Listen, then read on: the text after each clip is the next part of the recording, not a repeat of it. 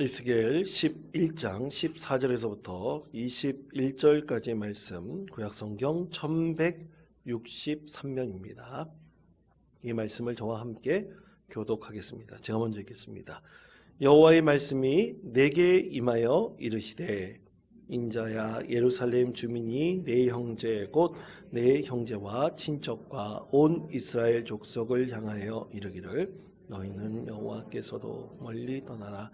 이 땅은 우리에게 주어 기업이 되게 하신 것이라 하였나니, 그런즉 너는 말하기를, 주 여호와의 말씀에 내가 비록 그들을 멀리 이방인 가운데로 쫓아내어 여러 나라에 흩었으나 그들이 도달한 나라들에서 내가 잠깐 그들에게 성소가 되리라 하셨다 하고, 또 너는 말하기를, 주 여호와의 말씀에 내가 너희를 만민 가운데에서 모으며 너희를 흩은 여러 나라 가운데에서 모아내고 이스라엘 땅을 너희에게 주리라 하셨다 하라.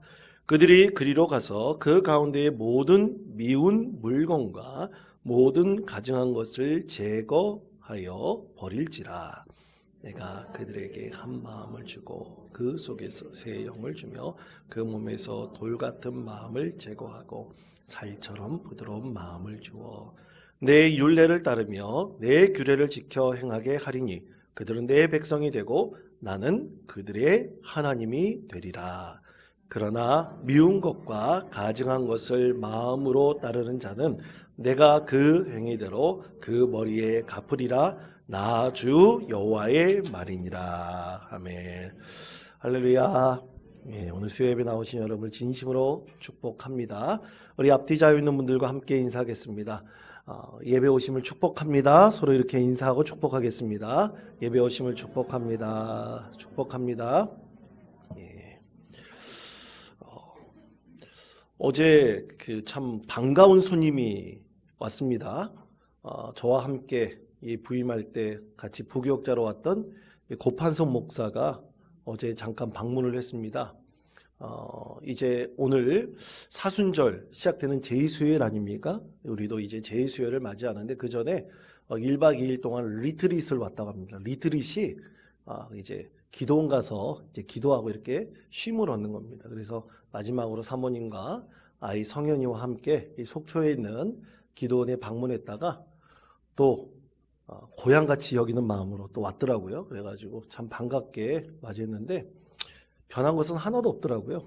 흰머리만 많이 들었고 뚱뚱한 건 똑같은데, 그래도 그 교회에 희망적인 얘기를 전해주어가지고 참 기뻤습니다. 또 반가운 마음으로, 또 이제 우리 교회가 그래도 조금이라도 돕고 있지만 그 교회가 이제 온전히 서나가서 그 지역에 이제 복음을 전가하는 데 최선을 다하고 또 그렇게 든든히 세워질 수 있다면 그것보다 더 기쁜 것이 없을 것이다, 그렇게 생각을 합니다. 또 그리고 이제 뭐 이따 광고 때도 말씀드리겠지만 고 이상수 성도님이 어제 하나님의 부르심을 받았습니다. 그 이상수 성도님이 두 아들 있는데요. 주영, 우영 형제가 있죠. 우영, 주영 형제가 있는데 우리 정승일 전사님이 전에 섬기던 현적교회를 소개시켜줘가지고 그 교회에 이제 출석해서 그곳에서 신앙생활 잘하고 있는데, 그 교회 목사님이 이제 속초에 그 중고등학생들과 함께 이제 캠프를 오신 거예요. 수련회 오셨는데 그 우영, 주영 형제의 아버님이 돌아가셨다는 얘기를 듣고 어제 아무래도 문상을 하고 가야겠다 그러면서 이제 연락이 와서 이 인제 장례식장으로 안내해 드렸는데, 그 담임 목사님이 저희 선배입니다. 그래서 수십 년 만에 만났어요. 수십 년 만에 반갑게 맞이하면서 참 정겨운 그런 시간을 잠시 갖게 되었는데요. 참 그렇게 이 어려운 가운데서도 하나님께서 두 교회의 목회자를 세워주시고 두 교회를 든든하게 지켜주시는 것도 또 하나님의 은혜라, 그렇게 믿습니다. 또 그리고 이전에 함께 신앙생활하고 또 함께 공부하고 또 선후배를 지냈던 선배 목사님의 교회가 또 가까운 데로 이제 수련회를 오고 또 한 성도를 위로하기 위해서 이렇게 만남을 주신 것도 참 귀하고 복된 하나님의 은혜라고 믿습니다. 여러분, 이 나라 모든 교회는 하나님의 교회입니다. 그렇죠? 하나님의 교회입니다. 이단의 교회는 아니고 하나님의 교회입니다. 하나님께서 세우신 교회입니다. 우리가 그런 교회들을 위해 서로 돕고 함께 기도하며 주님의 은혜를 나누는 것이 당연히 우리가 해야 될 의무이고 본분입니다.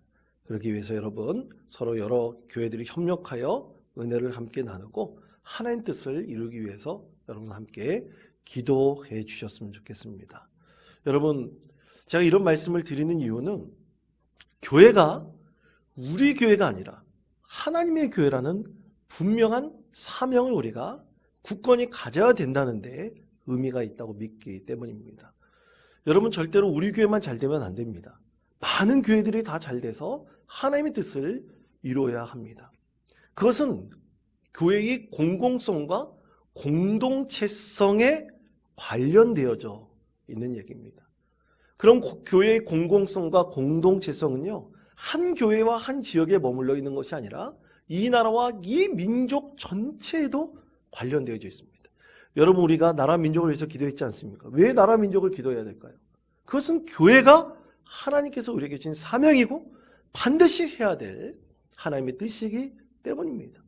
이 나라 민족이 잘 되기 위해서 교회가 공공성을 가지고 기도하며 또 온전히 우리가 신앙생활을 해야지 이 나라 민족이 잘 될 수 있지 않겠습니까? 그것이 바로 하나님께서 우리를 통해서 세우신 귀하고 복된 하나님의 뜻이기 때문입니다. 여러분 이것은요, 오늘날의 교회뿐만 아니라 수천 년 전에 이스라엘 땅에 하나님께서 이스라엘 백성들이 포로로 갔을 때, 그리고 그 이전에 하나님께서 가나안 땅에 이스라엘 백성들을 애굽에서 탈출시켜서 하나님의 선민으로 세워주셔서 하나님의 제사장 나라를 세우실 때도 마찬가지고 모든 나라 민족 가운데 하나님 뜻이 이루어지기를 하나님께서는 지금도 간절히 원하고 계십니다. 제가 이번에 이스라엘 성지순례에 갔을 때 참 몰랐던 것을 많이 아는 경험도 있었지만 그 중에서 제가 하나 인상 깊었던 것이 하나 있었어요. 그것은 여러분 우리나라에서도 일어났던 운동 중에서 가나안 농군학교라고 있습니다. 가나안 농군학교가 이제 이스라엘에 있는 키부츠에 가서 그 키부츠의 기원과 원리 이런 것들을 배워서 그것을 선교에 적용한 게 가나안 농군학교예요. 그래서 사실 한국인 선교사들이 외국에 나가서 선교하실 때 이 가나안 농군학교의 그 기초를 가지고 그 가나안 나라를 도와서 선교 사역을 훌륭하게 감당하고 있는 선교사님이 굉장히 많이 있습니다.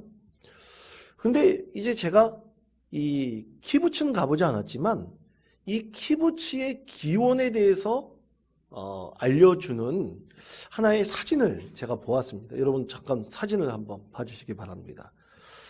이 사진을 보시면 웃옷을 이렇게 벗고 있어요. 그래서 이게 뭡니까 풀립으로 이렇게 가리고 있는데 그 다음 사진도 한번 보여주시기 바랍니다. 두 사람이 결혼하는 그런 사진이죠. 여러분 우리가 이 두 개의 사진을 보면 일반적으로 이 키부츠라는 것은 공동체라는 것 우리가 잘 알 수 있죠. 근데 여러분 키부츠라 그랬을 때 아마 상식적으로 아시는 분들은 저거는 이스라엘에 있는 농업 공동체다. 그리고 생산 공동체고 공동 분배를 하는 그런 농업 중심의 공동체라 이렇게 상식적으로 아마 알고 있을 겁니다. 그런데 제가 이스라엘 가서 좀 새롭게 간 사실이 이 키부츠라는 하나의 이 농업 중심의 공동체가 이스라엘이라는 나라를 1948년에 등장시키기 위해서 그 시작을 알리는 공동체가 바로 이 키부츠 공동체라는 것을 새롭게 알게 되었습니다. 여러분 이 키부츠는 처음의 시작이 사실은 러시아에서부터 시작됐습니다. 러시아가 사회주의가 되기 전에 이제 러시아에서 여러 사회주의 운동을 하던 사람들이 그 중에서도 유대인들이 있었는데요. 유대인들이 이 공동체를 만들기 위해서 이 사회주의 운동의 하나의 기반으로 그들이 시작하게 된 것이 이제 키부츠 운동이었습니다.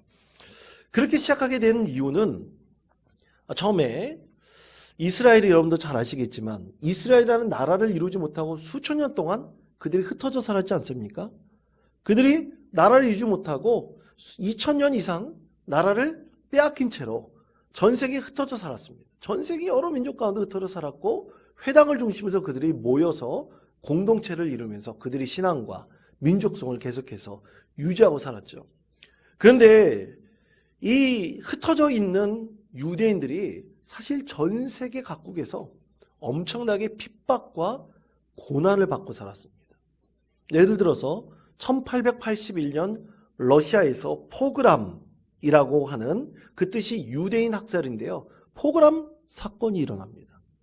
최초로 일어나요. 그래서 많은 유대인들이 이유 없이 학살을 당했어요. 그런데 수천 년 동안 나라를 잃은 백성으로 전 세계에 흩어져 살아가고 있었던 이 유대인들이 이렇게 살면 안 되겠다. 그들이 회당을 중심으로 믿음을 중심으로 살아가고 있지만 나라 잃은 백성으로 도저히 살아가면 안 되겠다. 그래서 그들이 청년들 중심으로 알리아 운동이라는 운동을 일으킵니다. 그 알리아 운동이라는 것은 이스라엘로의 귀환 운동이에요. 알리아라는 이름을 가지고 이 운동을 시작을 합니다. 그래서 청년들 중심으로 자발적 공동분배, 공동생산을 목적으로 한 어떤 사회적인 영향을 받아가지고 그들이 1908년에 최초로 이스라엘 땅으로 들어와요. 젊은 청년들이 들어옵니다. 약 10여 명의 청년들이 들어와서 처음 세운 공동체가 바로 키부츠 공동체. 아까 여러분이 사진을 보셨죠?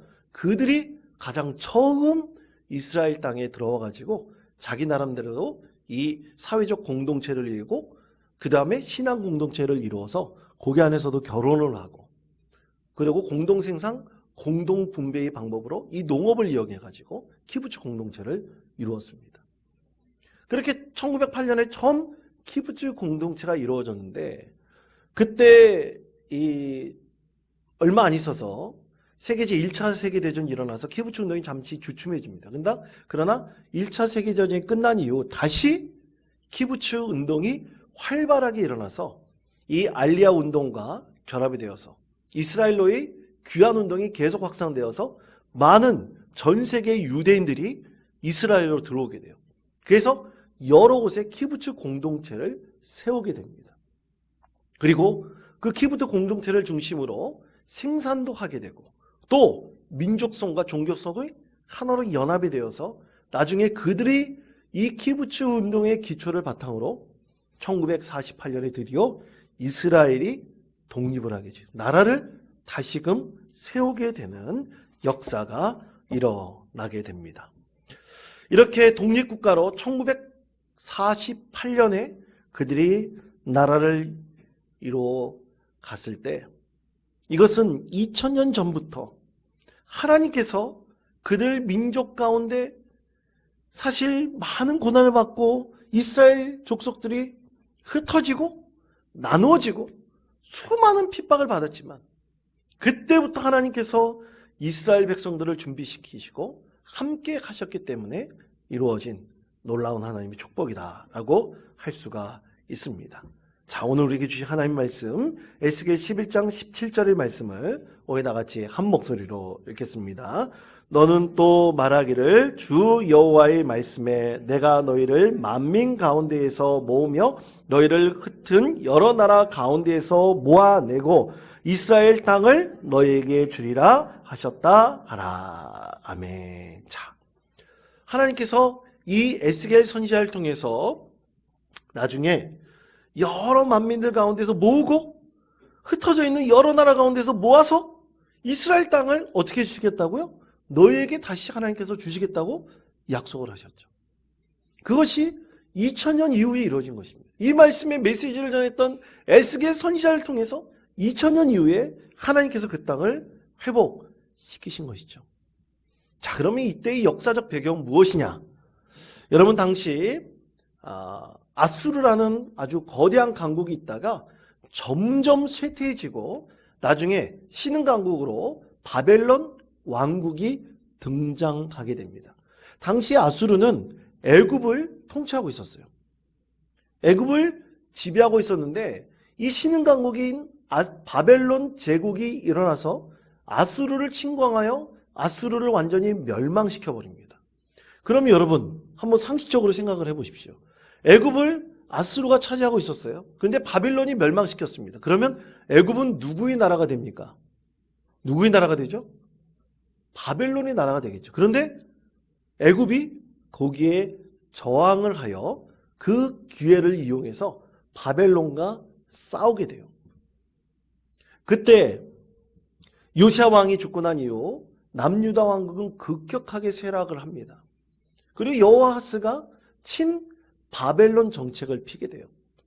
근데 나중에 이 여호아스도 이제 물러나게 되고, 그리고 나중에 이 여호야김 왕이 그 대를 이어서 다시 그 나라의 왕이 되는데, 남유다 왕국의 왕이 되는데, 결국 이 여호야김 왕이 이 바벨론 정책을 피다가 애굽이 강성해지는 것 같으니까 애굽의 편을 들게 됩니다.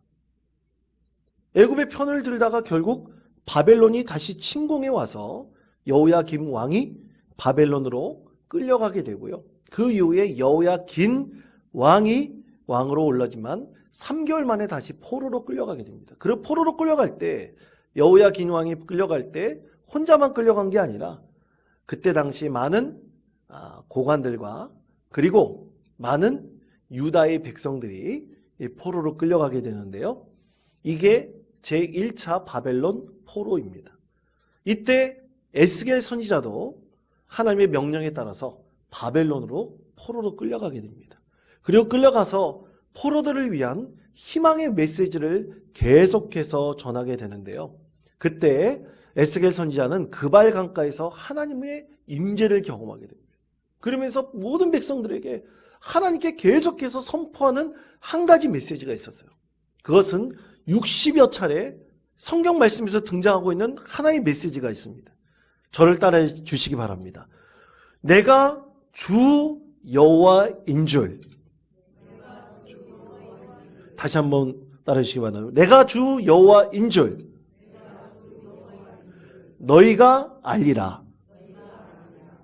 내가 주 여호와인 줄 너희가 알리라는 이 하나의 메시지를 에스겔 선지자는 하나님의 명령에 따라 60여 차례 에스겔 이 선지자의 그 말씀을 통해서 하나님의 메시지를 백성들에게 계속해서 전합니다. 내가 주 여호와인 줄을 너희가 알리라. 왜 그러냐면 이스라엘 백성들이 이렇게 나라가 풍전등화의 위기가 빠지고 또 백성들이 포로로 끌려가게 된 이유가 뭐냐?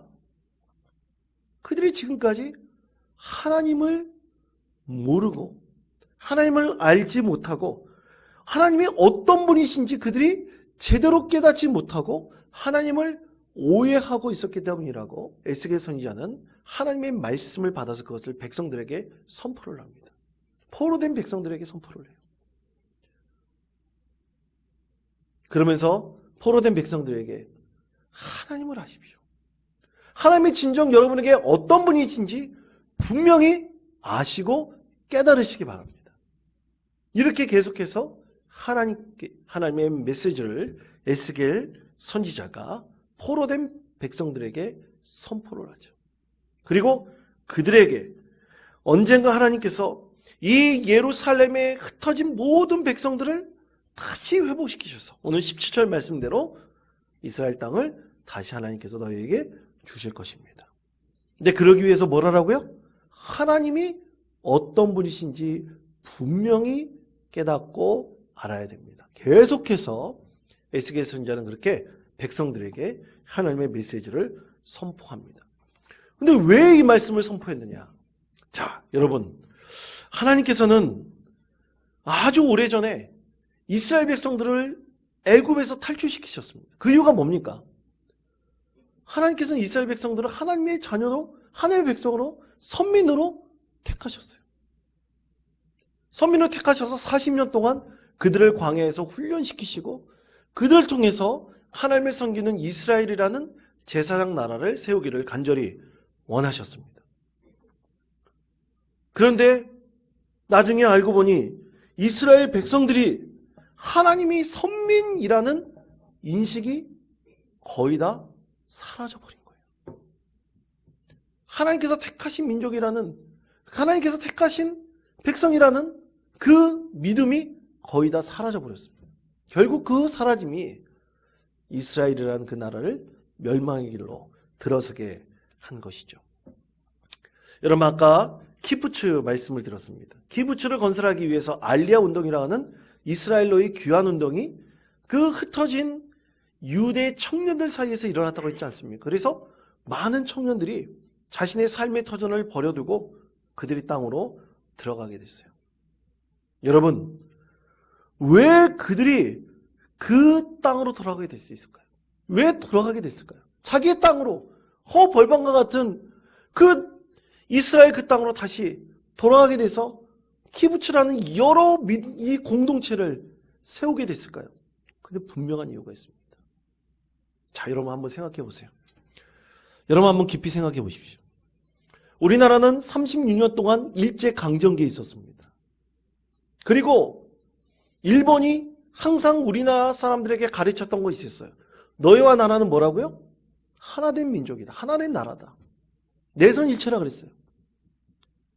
자, 여러분 한번 생각해 보세요. 숙고해 보십시오. 일본과 조선 사람이 과연 내선일체로 한 마음과 한 뜻이 되어 한 몸이 될 수 있겠습니까? 불가능합니다. 있을 수가 없는 거예요. 여러분, 이스라엘이라는 그 나라의 백성들이 흩어져서 전 세계에 흩어진 그 나라 여러 땅으로 흩어졌습니다. 그런데 그 백성들이 그 땅에서 그 나라 민족과 서로 동화될 수 있을까요? 동화될 수 없습니다. 이 나라에 외국인들이 들어와서 살고 있어요. 그들의 목적을 가지고 이 나라에 와서 돈을 벌고 있습니다. 그러면 그 외국인들이 과연 이 나라 민족 가운데 하나의 민족으로 동화될 수 있을까요? 불가능합니다. 그렇기 때문에 포그람이라는 유대인 학살이 계속해서 전 세계 가운데 일어나게 됐고 유대인들이 이유 없이 핍박받게 되었어요. 그래서 이러면 안 되겠다. 하나님께서 그들 이스라엘 그 유대인들에게 주었던 그 땅으로 다시 돌아가겠다. 그러면서 이스라엘의 청년들이 돌아와서 키부츠 공동체를 이루고 1948년에 드디어 그들의 나라를 이루게 된 것입니다. 그것이 바로 수천 년 전 하나님께서 2000년 전에 이 에스겔 선지자를 통해서 하나님을 알게 하리라는 이 메시지가 선포될 때부터 그때부터 이스라엘의 회복운동은 시작되었던 것입니다. 여러분, 혹자들은 지금 이스라엘의 나라를 세운 것은 잘못된 것이라고 주장합니다. 그런데 여러분, 나라 잃은 백성들의 서름을 당해보지 않은 사람들은 모릅니다. 왜 유대인들이 이 포그람이라는 유대인 학살에 놓이게 되었을까요? 또 왜 나치가 600만 명의 유대인들을 학살하게 되었을까요? 그 고통을 당해보지 않은 민족은 그 서름과 아픔과 그 한 맺힌 그들의 그 피 맺힌 그 함성을 그 마음을 이해할 수가 없습니다. 그래서 그들이 연합하여 1948년에 이스라엘이라는 나라를 세우게 된 것이죠.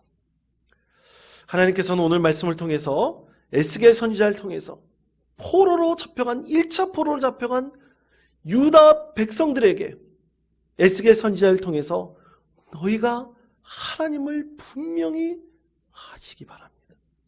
하나님을 분명히 하시기 바랍니다. 하나님께서 어떤 분이신지 분명히 기억하시기 바랍니다. 그발 강가에서 모든 백성들을 모으고 에스겔이 또 포로들을 각 곳에 찾아다니며 이 하나님의 메시지를 전하였습니다. 내가 하나님을 여러분에게 알게 할 것입니다. 그리고 그렇게 에스겔이 하나님 품에 올라가는 그날까지 하나님께서 선포하는 이 말씀을 모든 백성들에게 계속해서 알렸던 것입니다. 자, 그렇다면 하나님께서는 이 에스겔을 통해서 어떤 희망의 말씀을 주시고 또 무엇을 회복시키겠다고 말씀하셨을까요? 첫 번째는, 자, 우리 화면의 말씀 함께 읽겠습니다. 시작. 하나님께서 어디든 함께 하십니다. 아멘. 자, 에스겔 11장 14절에서도 16절까지 말씀을 우리 세번역 성경을 가지고 우리 화면의 말씀 함께 읽겠습니다. 그때 주님께서 나에게 말씀하셨다. 사람아, 예루살렘의 주민이 내 모든 친척, 내 혈육, 이스라엘 족속 전체를 두고 하는 말이, 그들은 주님에게서 멀리 떠나 있다. 이 땅은 이제 우리의 소유가 되었다 한다. 그러므로 너는 그들에게 일러라.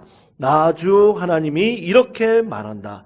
비록 내가 그들을 멀리 이방 사람들 가운데로 쫓아버렸고 여러 나라에 흩어 놓았어도 그들이 가 있는 여러 나라에서 내가 잠시 그들의 성소가 되어 주겠다 하여라. 아멘. 자, 나라에 이른 유다 백성들이 바벨론의 포로로 끌려갔어요. 혹자들이 이렇게 말합니다. 백성들 가운데 이제 우리가 다른 나라에 오게 되었으니 이 바벨론의 백성이 되어야 됩니다. 바벨론에 깊이 동화되어야 됩니다. 하나님을 믿는 신앙을 따지지 마십시오.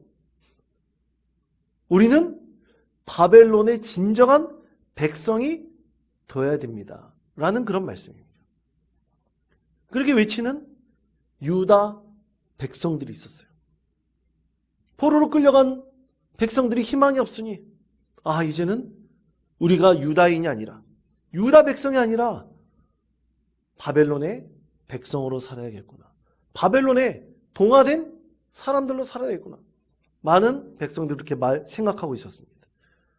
그때 에스겔 선지자가 하나님 말씀을 선포하죠. 하나님께서 당신들이 하나님이 어떤 분인지 분명히 알게 해주실 것입니다. 그러므로 자, 우리 읽었던 16절의 말씀을 보시면 이렇게 말씀하고 있죠. 우리 세번역 성경 16절 말씀을 다시 한번 여러분 보여주시기 바랍니다. 화면에 보여주시기 바랍니다. 이 말씀의 뜻이 이런 것입니다.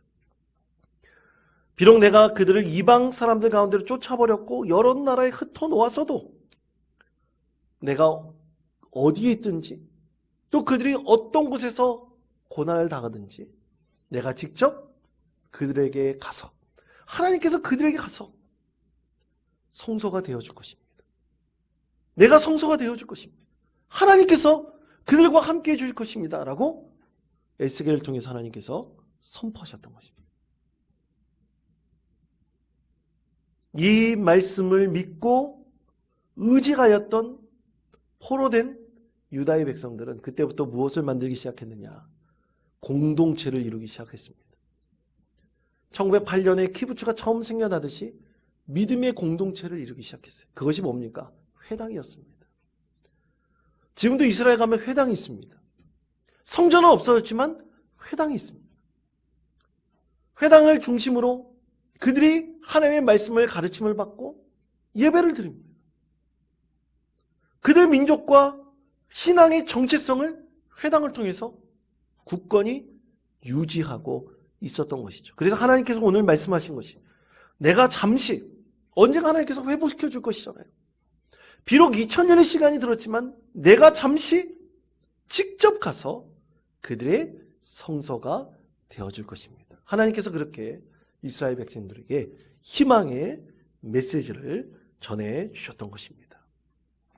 여러분, 희망을 잃은 나라와 민족에게는 아무런 소망이 없습니다. 미래가 없습니다.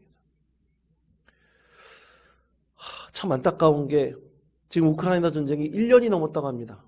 얼마 전에 발발한 지 1년이 넘었다고 그러는데요. 그 고통당하는 백성들을 한번 생각해 보십시오. 정말 끔찍하지 않습니까?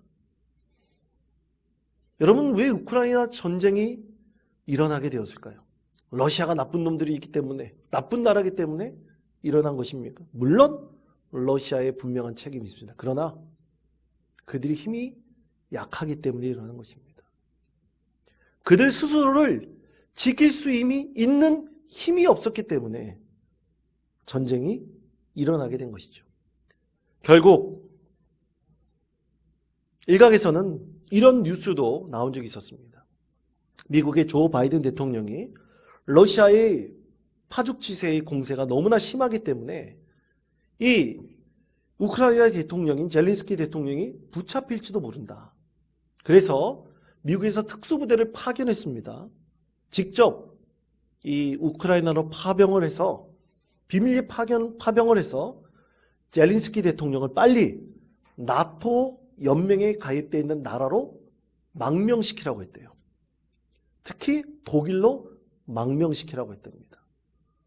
그때 바로 직전에 헬리콥터만 타면 이제 독일로 망명하게 되는 젤렌스키 대통령이 그 자리에서 많은 국민들에게 선포를 했습니다. 나는 이 나라를 떠나지 않겠습니다. 내가 죽는 한이 있더라도 이 우크라이나를 떠나지 않겠습니다. 백성들 모두, 국민들 모두 연합해서 이 위기를 이겨나가십니다. 그렇게 선포했다고 합니다. 그때부터 파죽지세로 당하고만 있던 우크라이나 군들이 힘을 내서 국민들까지 연합해서 그때부터 다시 반격하기 시작했다고 합니다.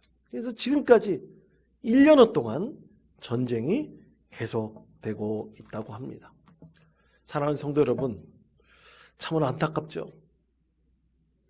힘이 없는 나라, 백성이기 때문에 결국 다른 나라가 그 나라를 침공할 수밖에 없었습니다. 말씀 가운데서 유다 백성들 다른 나라가 침공당해서 포로로 끌려갔습니다. 그런데 하나님께서는 에스겔 선지자를 통해서 내가 하나님을 알게 할 것입니다. 그 하나님이 여러분의 성소가 될 것입니다. 그리고 언젠가 하나님께서 여러분에게 회복의 은혜를 더해 주실 것입니다.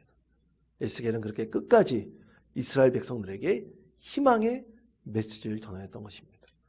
사랑하는 성도 여러분, 우리에게도 늘 하나님께서 희망의 메시지를 우리에게 주십니다. 그것은 교회를 통해서 주십니다. 그러므로 교회가 절대로 믿음 가운데서 무너져 버리면 안 됩니다. 오늘 하나님께서 주신 두 번째 메시지는 이것입니다. 우리 화면의 말씀을 다 같이 한 목소리로 읽겠습니다. 유다 백성이 다시 돌아갈 것입니다. 아멘. 자, 우리 주신 말씀 에스겔 11장 17절의 말씀을 다시 한번 한 목소리로 읽겠습니다. 너는 또 말하기를 주 여호와의 말씀에 내가 너희를 만민 가운데에서 모으며 너희를 흩은 여러 나라 가운데에서 모아내고 이스라엘 땅을 너희에게 주리라 하셨다 하라. 아멘. 그렇습니다. 우리 17절 말씀 다시 읽었는데요. 하나님의 약속과 하나님의 구원의 메시지가 분명했습니다. 다시 모아서 이스라엘 땅에 너희에게 돌아가게 해주시겠다. 주시겠다 하신 것이 바로 하나님의 말씀이었습니다. 그리고 수천 년 지난 다음에 하나님께서 이 약속을 이스라엘 유다인들 가운데 분명히 이루셨습니다. 그러므로 사랑하는 성도 여러분, 우리가 교회 신앙인들이 우리 믿음을 갖고 우리 모든 그리스도인들이 이 나라와 이 민족 가운데 꼭 외치고 알리고 선포해야 될 것은 하나님께서 우리의 희망이 되어주시고 이 어려움과 곤란도 이겨나갈 수 있는 믿음의 힘이 우리 가운데 분명히 있다는 것입니다. 여러분, 그것을 우리가 계속해서 선포해야 됩니다. 여러분, 아까도 제가 기도 가운데 드린 말씀이 있지만 참 요즘엔 뉴스가 굉장히 혼탁합니다. 우리나라 지금 대외적인 위기가 얼마나 큰지에 대해서 제대로 언론이 알려주고 있지 않다고도 합니다. 그것은 나라 가운데 너무 혼탁하기 때문이에요. 대립과 갈등이 너무 심하기 때문이에요. 참 안타까운 소식이 2월달인가 1월달인가 제가 어느 겨울인지 잘 모르겠지만 우리나라 무역 적자가 150억 달러를 돌파했다고 합니다. 이게 엄청난 거예요. 만약 이것이 사실이라면 굉장히 경제적 위기를 닥쳐놓고 있다는 것이죠. 이런 가운데 우리 그리스도인들이 반드시 해야 될 것은 우리가 한 마음이 되어 한 뜻이 되어 이 나라와 민족의 위기를 우리 그리스도인들이 희망을 줄 수 있도록 하는 것이고 믿음으로 이것을 이겨나갈 수 있도록 나라 민족을 위해서 우리 중보적 기도를 멈추지 않고 계속해서 해나가는 것입니다. 이 가운데 하나님께서 이겨나갈 수 있는 지혜를 주실 것입니다.